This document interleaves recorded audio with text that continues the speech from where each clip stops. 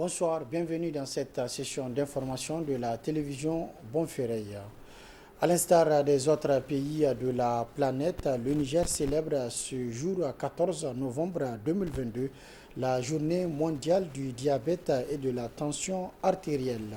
Ici à Niamey, 4 sites ont été choisis pour abriter la campagne. À cette occasion, une de nos équipes s'est rendue au niveau du site de Tellagé, Maïgarikwara, pour justement en savoir un peu plus par rapport à cette maladie, mais aussi voir l'influence. Hussein Hassoumi et Omar Boukari pour le reportage.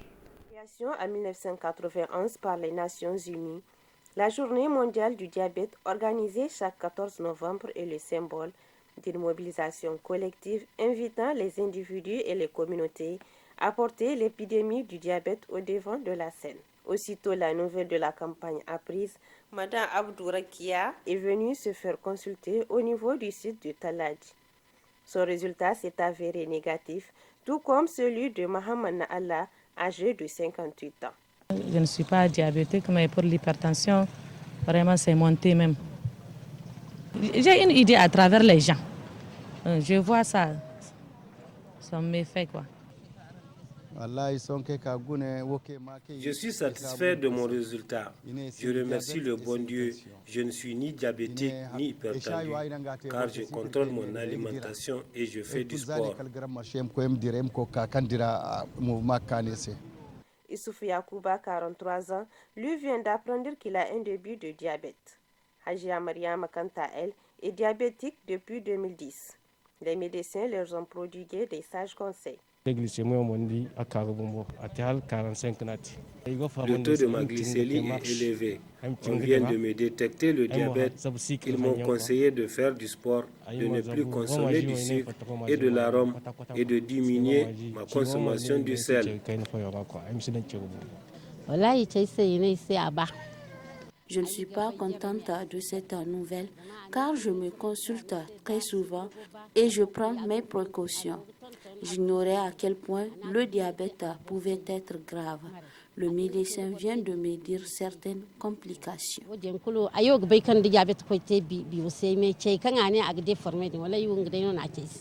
Véritable enjeu de santé publique, le diabète fait partie des 4 principales maladies chroniques non transmissibles les plus répandues dans le monde. Le diabète, c'est une maladie qui est due à un taux excessif de sucre dans le sang, à l'intérieur du sang. Et normalement, le sucre, il fait partie des paramètres qui doivent être stables dans le sang. Donc, il ne va pas trop diminuer et puis il ne doit pas trop augmenter. Le diabète de type 1, il survient avant l'âge de 30 ans dans la majorité des cas et il est le plus souvent dû à un facteur héréditaire ou bien génétique, si on peut le dire. Concernant le type 2, lui, il survient la majorité des cas après l'âge de 40 ans. Et le plus souvent, ce sont les sujets qui sont sédentaires, qui ne font pas d'activité physique et qui sont obèses. Concernant leur traitement, la majorité des fois, le diabète de type 1 est traité avec l'insuline et le type 2, c'est la voie orale. Selon les estimations de l'Organisation mondiale de la santé OMS, en 2019, le diabète sera la 7e cause de décès dans le monde en 2030. En Afrique subsaharienne, le nombre passera de 10,2 millions à 19 millions entre 2010 et 2030, soit une augmentation de 98% en 20 ans. Au Niger, la prévalence actuelle du diabète se situe à 4,3, selon les résultats de l'enquête ISTEPS 2021. Selon le ministre de la Santé publique, Dr Idi Ilyas Menassara, cette prévalence est l'une des plus élevées de la sous-région. La vigilance doit donc être démise. Le réseau des institutions nationales de lutte contre la corruption en Afrique ouest était ce matin en assemblée extraordinaire à l'hôtel Bravia de Niamey. Objectif de cette rencontre d'une journée est d'échanger entre institutions pour justement éradiquer la corruption sur toutes ses formes. N'est-ce pas, Echatou Mamadou et Rabilabo? Pour venir à bout de la corruption au sein de l'espace CEDEAO, les 14 pays membres se sont constitués en réseau des institutions nationales de lutte contre la corruption en Afrique de l'Ouest, en présentiel pour les uns et en visioconférence pour les autres. Il s'agit pour ces institutions, à travers cette assemblée extraordinaire, d'échanger sur les voies et moyens de redynamiser le dispositif de partenariat pour une lutte plus efficace dans un contexte où le phénomène de corruption prend de l'ampleur. En effet, la corruption n'a pas de frontières. Du moins, ses adeptes ne connaissent pas de limites géographiques entre les États. C'est pourquoi nos institutions ont le devoir de se mettre ensemble pour juguler ce phénomène planétaire. C'est la signification qu'il faut donner à l'existence de notre réseau et à cette session extraordinaire tenue pour examiner notamment le plan stratégique du LINCAO et l'opérationnalisation du secrétariat permanent pour le développement de nos États. Au Niger, comme dans les autres pays d'Afrique, de l'Afrique de l'Ouest en général, la corruption est devenue un phénomène endémique qui pèse lourdement le développement socio-économique et la consolidation de l'état de droit. À la tête du réseau des institutions nationales de lutte contre la corruption en Afrique de l'Ouest depuis le renouvellement des instances le 26 juillet dernier à Abuja, au Nigeria, Abdelrached Bawa est conscient des défis à relever pour l'atteinte des objectifs escomptés. En procédant à l'ouverture des travaux, il a souligné l'importance de leur présence au Niger et les engagements des pays pour lutter contre la corruption et les crimes transfrontaliers. Cette session de Niamey vise donc à relancer les activités du réseau antérieurement fragilisées par la pandémie de Covid-19. Une nouvelle relance pour mutualiser les efforts pour éradiquer la corruption.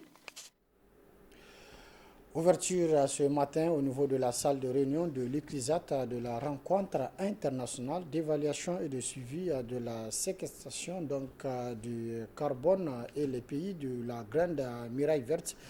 Une rencontre organisée par l'Université d'Indiko d'Ankulodo et plusieurs institutions nationales et internationales de recherche et de développement qui va durer pendant 3 jours. Plus de détails avec Boubkar Amadou et Mohamed Djouri. Rencontre internationale d'évaluation et de suivi de la séquestration du carbone dans les pays de la Grande Muraille Verte est organisée par l'Université d'Indiko d'Ankulodo de Maradi en partenariat avec l'Institut de recherche pour le développement IRD et l'ICLISAT. Il s'agira de discuter sur la problématique, les enjeux, le suivi, évaluation et la contribution des observateurs scientifiques. Alors, les objectifs visés à travers cette rencontre, c'est d'abord que les différents acteurs qui participent à la dynamique de la Grande Muraille Verte et de la séquestration du carbone dans les sols, pour augmenter la fertilité des sols, se connaissent mieux et apprennent à échanger sur les points d'étape de leurs programmes respectifs. Car souvent, par exemple, la science est un peu déconnectée de ce que font les ONG, ce que font les acteurs autour des associations agricoles. Et donc, le premier objectif, c'est celui-ci, mieux se connaître pour avancer ensemble. Alors, l'intérêt pratique, c'est de mieux connaître la fertilité des sols sahéliens et leur dynamique pour contribuer à réhabiliter à terme les teneurs en carbone et donc la fertilité des sols pour une meilleure productivité agricole, qu'elle soit pluviale ou irriguée. Plusieurs autres partenaires participent à cette rencontre, en présentiel comme en visioconférence. Il s'agit du secrétariat exécutif de la Grande Muraille Verte, l'initiative 4 pour 1000, Senior Sahel, pour apporter leur contribution à l'atteinte des objectifs que s'est assigné la rencontre. À l'instar des pays qui ont ratifié la Convention cadre des Nations Unies pour la lutte contre la désertification, le Niger a amélioré ses actions dans la lutte contre la dégradation des terres. Dans ce cadre, le Niger s'est engagé à l'horizon 2030 en réduisant les superficies dégradées de 9% à 5% et augmenter de 17 à 19% la couverture végétale en gain net et en vue d'améliorer de façon durable les conditions de vie des populations. Parmi les cibles spécifiques, le Niger s'est engagé à séquestrer 292 000 tonnes de carbone dans le sol et où la biomasse, par les bonnes pratiques agroforestières, Brise-Vent, Hay, Vive, RNA, banque fourragère, banque alimentaire, etc.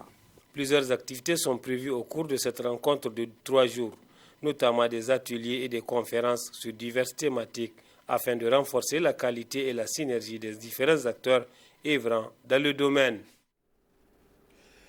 Et puis le calendrier des examens, mais aussi pour les congés et vacances, a été arrêté par un arrêté conjoint des ministères en charge de l'éducation nationale, couplé avec la date des examens du baccalauréat session en 2023. À cette occasion, les acteurs éducatifs, mais aussi les responsables d'administration ont apporté leur appréciation par rapport à cette action. D'autres détails dans ce reportage. Le 19 juin 2023, c'est la date prévue par le ministère en charge de l'enseignement supérieur pour la tenue des épreuves écrites et pratiques des examens du baccalauréat session 2023. L'annonce a été faite à travers un arrêté du ministère. Au niveau du service OBN, l'on s'active déjà dans les préparatifs avec le début des inscriptions en ligne des candidats depuis le 7 novembre dernier. Ces épreuves écrites et pratiques commenceront effectivement le 19 juin 2023, conformément à une directive de l'UEMOA qui fixe le début des examens du baccalauréat dans la période du 18 au 21 juin de chaque année dans chacun des États membres. Dans cet ordre d'idées, une décision a été prise qui ouvre la période des inscriptions des candidats. Ça a commencé le 7 novembre à 0h et ça sera terminé le 8 janvier 2023 à minuit. Donc nous sommes pleinement dedans. Au même moment, les ministères en charge de l'éducation nationale ont pris un arrêté conjoint portant calendrier des congés et des grandes vacances. Cet arrêté est apprécié à sa juste valeur par la FESES FPT Niger. Nous pensons que les différents calendriers qu'on a fait ressortir seront respectés, surtout les différents examens de fin d'année. Et en ce qui est vraiment de ces différents jours fériés et autres, je pense que c'est juste un rappel. C'est un rappel, c'est les choses que tout le monde connaisse. Les congés également, ce qu'on peut dire, c'est seulement on a constaté qu'il y a une restriction des jours de congés. Quand nous prenons les congés de Noël, c'est juste une semaine. Quand on prend les congés de Pâques également, c'est presque une semaine, toujours, alors que les congés de Noël devraient atteindre au moins 10 jours ou 2 semaines. Dans tous les cas, je pense que ce n'est pas grave. L'essentiel est que l'année puisse se dérouler dans des conditions les meilleures. L'on s'est arrêté, les congés de fin du premier trimestre sont fixés du 23 décembre au 31 décembre 2022, du 24 mars au 1er avril 2023 pour les congés du second trimestre. Les grandes vacances, quant à elles, sont prévues pour les classes sans examen du 9 juin au 30 septembre 2023 et pour les classes d'examen du 14 juillet au 30 septembre 2023. Aussi, la rentrée scolaire 2023-2024 est fixée le 2 octobre 2023. Au Niger, depuis des années, les examens du baccalauréat ne se sont pas déroulés dans le mois de juin.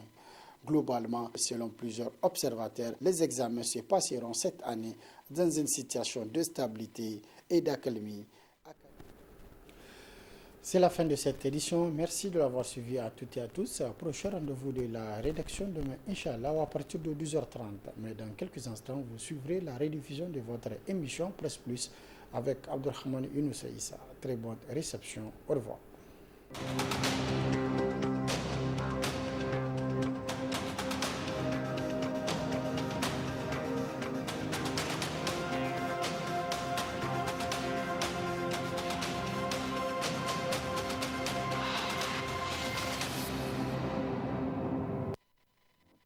Ils sont tous contents d'avoir leur carte carburant. Mais Oriba vous offre plus. Oui, désormais Oriba met à votre disposition Oriba Wallet. Oriba Wallet vous permet de payer, de consommer et d'offrir du carburant partout à partir de votre téléphone.